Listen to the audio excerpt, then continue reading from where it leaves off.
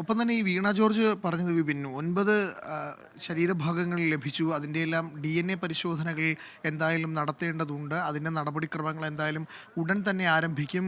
വിദഗ്ധ സംഘം ഇന്ന് തന്നെ അവിടേക്ക് എത്തുമെന്ന് കൂടി വീണ ജോർജ് അറിയിച്ചിരുന്നു മന്ത്രി.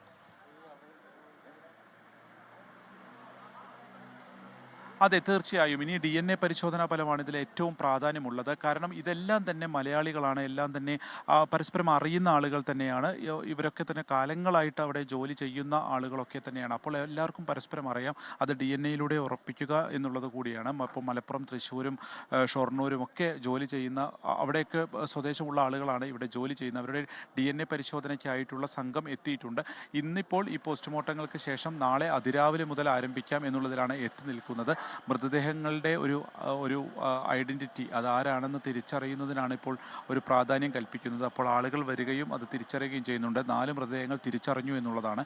അല്പസമയത്തിനകം തന്നെ അവരുടെ പേര് വിവരങ്ങളൊക്കെ ലഭിക്കും എന്നുള്ളത് കൂടി ഈ ഘട്ടത്തിൽ മനസ്സിലാക്കുന്നു.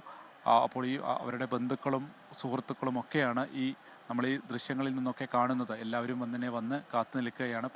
പോലീസ് അവരുടേതായിട്ടുള്ള ചില നടപടിക്രമങ്ങളൊക്കെ ഇവിടെ നടത്തിക്കൊണ്ടിരിക്കുന്നു. അതിൻ്റെ പേപ്പറുകൾ ശരിയാക്കുന്നു, പോസ്റ്റ്മോർട്ടത്തിൻ്റെ വിവരങ്ങൾ എടുക്കുന്നു. അങ്ങനെ വളരെ ധൃതി പിടിച്ചിട്ടുള്ള ഒരു കാഴ്ച, വളരെ വേദന ഉണ്ടാക്കുന്ന ഒരു കാഴ്ച തന്നെയാണ്. അത്രയും വലിയ ഒരു ദുരന്തമാണ് ഉണ്ടായിരിക്കുന്നത്. അതിൽ മരിച്ചത് ആരൊക്കെയാണെന്ന് പോലും നമുക്ക് ഇത്ര മണിക്കൂറുകൾ കഴിഞ്ഞിട്ടും തിരിച്ചറിയാൻ പോലും സാധിക്കുന്നില്ല. അവരുടെ ശരീരഭാഗങ്ങളാണ് ലഭിച്ചിട്ടുള്ളത്. ഇനി മറ്റുള്ള കാര്യങ്ങൾക്ക് വേണ്ടിയിട്ടുള്ള പരിശോധനകൾ നാളെ നടക്കാനിരിക്കുന്നു. ഈ ഒരു ഘട്ടത്തിൽ കൂടിയാണ് DNA പരിശോധന അതിവേഗം ആരംഭിക്കുമെന്നുള്ളത് മന്ത്രി അറിയിച്ചിട്ടുള്ളത്. നാളെ രാവിലെ തന്നെ അതിനുള്ള എല്ലാ ജോലികളും നടക്കുമെന്നുള്ളതാണ്. ഇന്നത്തെ ഈ ഒരു പരിശോധനയും നടപടികളും കഴിഞ്ഞതിന് ശേഷം പോലീസുകാർ ഉൾപ്പെടെയുള്ളവർ മോർച്ചറിക്ക് പുറത്തേക്ക് വരുന്ന ഒരു കാഴ്ച കൂടിയാണ് നാം കാണുന്നത്. അനൂപ്. വിപിൻ, ഒപ്പം തന്നെ ഈ തിരിച്ചറിഞ്ഞ മൃതദേഹങ്ങൾ അവരുടെ ബന്ധുക്കൾ എല്ലാവരും എത്തി എന്നത് അറിയാൻ കഴിഞ്ഞിട്ടുണ്ടോ? എല്ലാ മൃതദേഹങ്ങളും തിരിച്ചറിഞ്ഞു, അവരുടെയൊക്കെ ബന്ധുക്കൾ അവിടേക്ക് എത്തി എന്നത് നമുക്കറിയാൻ കഴിഞ്ഞിട്ടുണ്ടോ? അതെ, 4 മൃതദേഹങ്ങൾ തിരിച്ചറിഞ്ഞു എന്നുള്ളതാണ് അനൗദ്യോഗികമായിട്ട് മനസ്സിലാവുന്നത്. അതിൽ ഈ തിരിച്ചറിഞ്ഞ മൃതദേഹങ്ങളുടെ പോസ്റ്റ്മോർട്ടം നടപടികളാണ് നടക്കുന്നത്. അപ്പോൾ 2 മൃതദേഹങ്ങൾ ഈ തിരിച്ചറിയുകയും അതിൻ്റെ പോസ്റ്റ്മോർട്ടം നടപടികളിലേക്ക് കടന്നു എന്നുള്ളത് പോലീസ് തന്നെ വ്യക്തമാക്കുന്നുണ്ട്. അത് എത്രയും വേഗം, അതായത് തിരിച്ചറിയുന്നവ ദ്രുതഗതിയിൽ തന്നെ അതിൻ്റെ നടപടികളിലേക്ക് കടക്കുന്നു എന്നുള്ളതാണ് ഇപ്പോൾ നമ്മൾ ഈ ദൃശ്യങ്ങളിൽ കാണുന്നത്. അവരുടെ വളരെ പ്രിയപ്പെട്ട അവരെ തിരിച്ചറിയുന്നതിന് വേണ്ടി ഓരോ ആളുകളെ, അവരുടെ ബന്ധുക്കളെയൊക്കെ കൂടെയുള്ളവർ കൂട്ടിക്കൊണ്ട് ഇങ്ങോട്ടേക്ക് വരികയാണ്, മോർച്ചറിയിലേക്ക് വരികയാണ്. അവരാണോ എന്നുള്ളതൊന്ന് ഉറപ്പിക്കുന്നതിന് വേണ്ടി ഒക്കെ ഇങ്ങോട്ടേക്ക് കൊണ്ടുവരികയാണ്.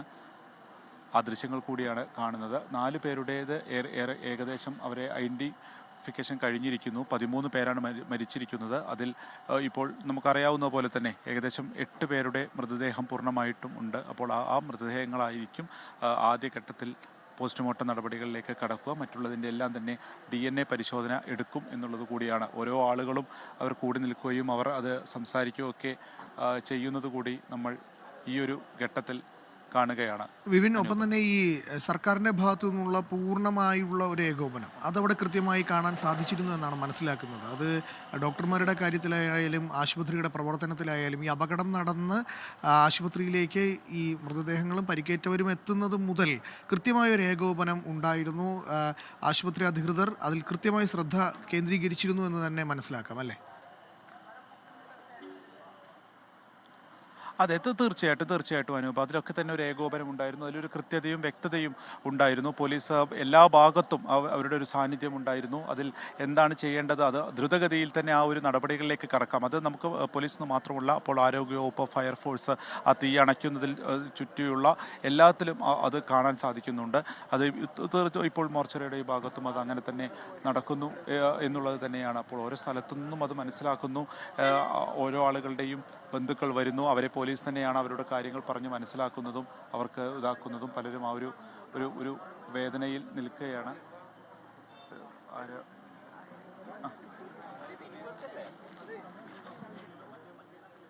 അനൂപ്, നമ്മളിപ്പോൾ ഈ കാണുന്ന ദൃശ്യങ്ങളുള്ളത് അവർ ഒരാളെ അന്വേഷിച്ച് വന്നതാണ്. പക്ഷേ അയാളെ ഇപ്പോഴും കണ്ടെത്താൻ കഴിഞ്ഞിട്ടില്ല. അപ്പോൾ മോർച്ചറിയിലുണ്ടോ എന്നുള്ളത് നോക്കുന്നതിന് വേണ്ടി വന്നിട്ടുള്ള ഒരു സുഹൃത്തുക്കളും ബന്ധുക്കളുമാണ്. പക്ഷേ ഇവിടെ ഇല്ല എന്നുള്ളതാണ് മനസ്സിലാക്കുന്നത്. അങ്ങനെയാണെങ്കിൽ എവിടെ എന്നുള്ള ഒരു ചോദ്യം ബാക്കിയാവുകയാണ്. നമ്മൾ നേരത്തെയൊക്കെ സംസാരിക്കുന്നത് പോലെ തന്നെ അവിടേക്ക് 40 ഭക്ഷണപ്പൊതികൾ വന്നിട്ടുണ്ട്. 40 ഭക്ഷണപ്പൊതികളിൽ 2 മാത്രമാണ് ബാക്കിയായത് എന്നുള്ളത് അവിടെ നിന്നും രക്ഷപ്പെട്ട വേലായുധേട്ടൻ പറയുന്നുണ്ടായിരുന്നു. അങ്ങനെയാണെങ്കിൽ 38 എന്നൊരു കണക്കിലേക്ക് എത്താം.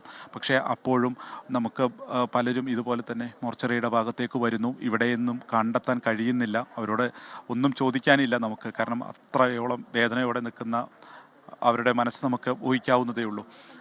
പക്ഷേ ഇവിടെ അവർ അന്വേഷിക്കുന്ന ആളില്ല, അവരുടെ പ്രിയപ്പെട്ടവനില്ല. പിന്നെ എവിടെയെന്നുള്ളതുണ്ട്. അവിടെ നിന്നും ഓടിപ്പോയതാണോ അല്ലെങ്കിൽ മറ്റെവിടെയെങ്കിലും ഉണ്ടോ, എന്താണ് സംഭവിച്ചതെന്നും അറിയാതെ നിൽക്കുകയാണ്. ഇനി ഈ കിട്ടിയ ശരീരഭാഗങ്ങളുടെ DNA പരിശോധനാ ഫലം കൂടി ലഭിക്കേണ്ടതുണ്ട്. അതിപ്പോൾ നാളെ തുടങ്ങുകയുള്ളൂ. ഇങ്ങനെ പല പല ആശങ്കകളുമായി മോർച്ചറിക്ക് മുൻപിൽ പല ആളുകൾ, മനുഷ്യർ അങ്ങനെ വേദനയോടെ നിൽക്കുന്ന കാഴ്ച അത് ദയനീയമായിട്ട് നമുക്കും റിപ്പോർട്ട് ചെയ്യേണ്ടി വരികയാണ്. കാരണം ഏറ്റവും ആഘോഷപൂർവ്വം നമ്മൾ ആഘോഷിക്കേണ്ട ഒന്നായിരുന്നു എല്ലാ വർഷവും തൃശ്ശൂർ പൂരം എന്നുള്ളത്.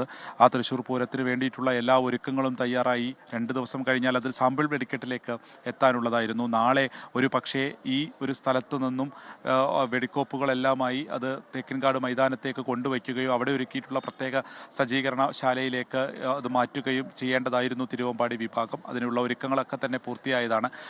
നമുക്ക് അറിയാവുന്ന പോലെ തന്നെ അതിൻ്റെ ലൈസൻസി ആയിട്ടുള്ള സതീഷ് പറയുന്നുണ്ടായിരുന്നു, ഇന്ന് രാവിലെ ഉൾപ്പെടെ മാധ്യമങ്ങൾ വരികയും അതിൻ്റെ ചിത്രീകരണമൊക്കെ എടുക്കുകയും ചെയ്തതാണ്. അപ്പോഴൊക്കെ വളരെ സന്തോഷത്തോടു കൂടി അവിടെ ഉണ്ടാക്കാൻ പോകുന്ന വർണ്ണ പകിട്ടുകളെക്കുറിച്ചും വെടിക്കോപ്പുകളെക്കുറിച്ചും അതിൻ്റെ ശബ്ദത്തെക്കുറിച്ചൊക്കെ വാതോരാതെ സംസാരിച്ചിരുന്ന ഒരു ടീമാണ്.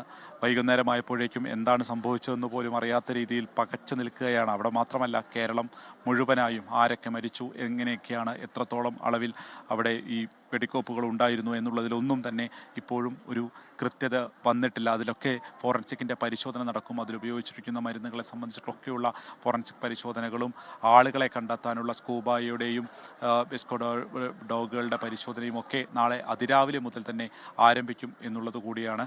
അങ്ങനെ വലിയൊരു ദുരന്തമുഖത്ത് ഒരിക്കൽ കൂടി കേരളം ഇങ്ങനെ വിറങ്ങലിച്ചു നിൽക്കുന്നു എന്നുള്ളതാണ് തൃശ്ശൂരിൽ നിന്നുള്ള ദയനീയമായിട്ടുള്ള കാഴ്ച. പലരും അവിടുത്തെ കാഴ്ചകൾ അത്രത്തോളം വേദനിപ്പിക്കുന്നതാണ്. താൻ അന്വേഷിച്ച് വന്ന ആളായിരിക്കരുതേ ഉള്ളിലുള്ളത് എന്ന് മനസ്സിൽ പറഞ്ഞുകൊണ്ടാണ് ഓരോരുത്തരും അവിടെ തങ്ങൾക്ക് പ്രിയപ്പെട്ടവരെ അന്വേഷിച്ചെത്തുന്നത്. അവർ അവിടെ ഉണ്ടാകരുത്, അവർ എങ്ങോട്ടെങ്കിലും ഓടി രക്ഷപ്പെട്ട് അവർ നാളത്തെ ദിവസം തിരിച്ചു വരണം എന്ന് തന്നെയാണ് നമ്മളെല്ലാവരും ആഗ്രഹിക്കുന്നത്. നേരത്തെ പറഞ്ഞതുപോലെ 40 ഊണിൻ്റെ പൊതികൾ, അതിൽ 38 പേർ കഴിച്ചിരിക്കുന്നു. ആ 38 പേരിൽ ഇനി കണ്ടെത്താനുള്ളവരെല്ലാവരും ജീവനോടെ ഉണ്ടാകണം, അവർ മടങ്ങി വരണം. നിസ്സാര പരിക്കുകൾ ഉണ്ടെങ്കിൽ പോലും അവർ തിരിച്ച് മടങ്ങി വരണം. അവർക്ക് ഉറ്റവരിലേക്ക് അവർ തിരിച്ചെത്തണം, നമ്മുടെ മുന്നിലേക്ക് അവർ തിരിച്ചെത്തണം എന്ന് തന്നെയാണ് നമ്മൾ എന്തായാലും പ്രാർത്ഥിക്കുന്നത്. അല്ലെങ്കിൽ അവർ തിരിച്ചു വരണമെന്ന് തന്നെയാണ് നമ്മൾ ആഗ്രഹിക്കുന്നത്.